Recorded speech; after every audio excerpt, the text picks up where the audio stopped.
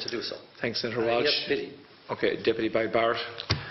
Ambassador, I will say frankly, I'm one of the people who thinks you should be expelled from this country, and I believe that that's nothing to do with you personally. It's to do with the policies of your state.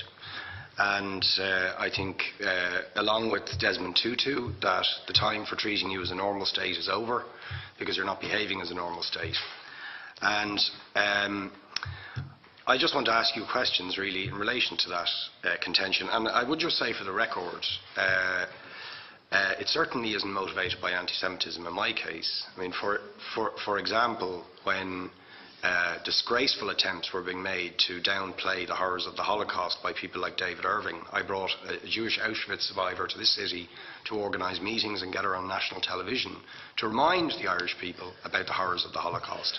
And I would do so again if anybody tried to downplay the horrors of what were done to the Jewish people. But it is precisely because I'm opposed to racism that I oppose what your state is doing and what it stands for.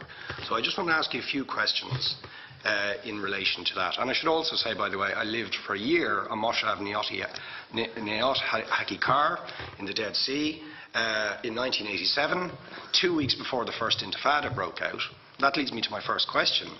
You have tried to cover over what you have done, the killings of innocent people in Gaza on 3 separate occasions over recent years, the seizure of Palestinian land and so on, by attacking Hamas. Now, why don't you just admit that Hamas didn't exist when the first Intifada took place? They didn't set up an armed wing until the early 1990s.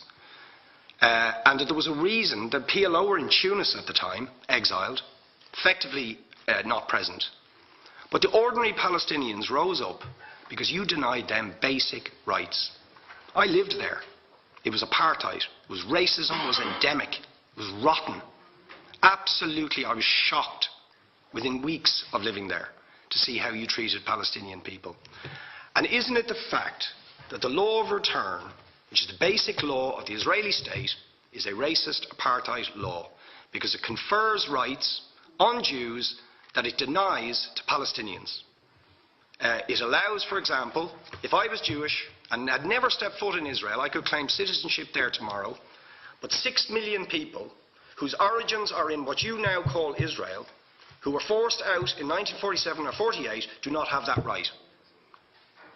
Isn't that part of the reason why the Palestinians are in dispute with Israelis? Because you deny them the right to return to their homes and to their land and to their villages, and that they have a legitimate claim, even under international law, to return, but you deny them that right. Why do you deny them that right? And why do you give that right to other people who have no connection whatsoever with the land, whether you call it Israel or whether you call it Palestine?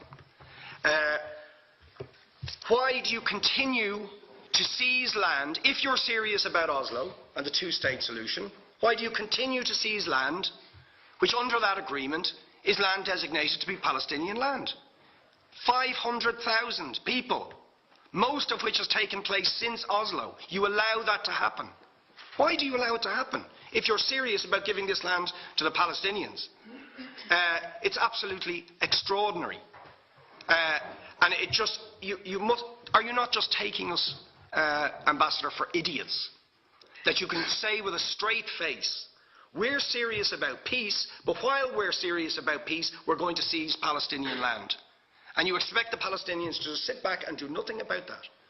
And the world to accept that that is an acceptable way to behave. And you asked earlier on, could we have some constructive solutions? Now you know what the Palestinian people have been asking for. Far less even than some people would ask for. Because I believe the whole apartheid system should be dismantled. But what they've asked for is to lift the siege of Gaza. Just to lift the siege of Gaza. Let them have an airport. Let them have ports. Let them not be dictated to by a government for whom they do not vote as to what can go in and out of their territories, whether they will have power, whether they will have clean water, whether they will have medicine. What makes you think you're allowed to have nuclear weapons and the 4th biggest army in the world and visit destruction on the people of Gaza But they have no right to defend themselves. They have no territorial sovereignty over that land. Could you ask questions, please? Have they Not own take their on own- speech. How do you justify that? Yeah.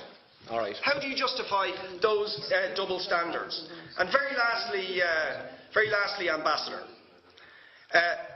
people like Bishop Tutu, Nelson Mandela, and I would certainly describe your state as a apartheid state, with different laws for people depending on their race or religion.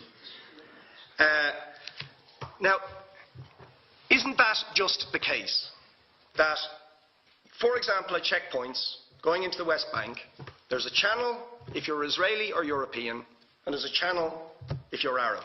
Just because you're Arab. If you came into Dáil Éireann and they stopped you and said, "Are you Jewish?" "Oh no, sir, you can't come in through the same entrance as Irish people or European people because you're Jewish," you would call that racism and apartheid. But yet, you practice that. You practice that with your checkpoints and your military barriers and your apartheid wall. How can you justify that? All right, thank you. Last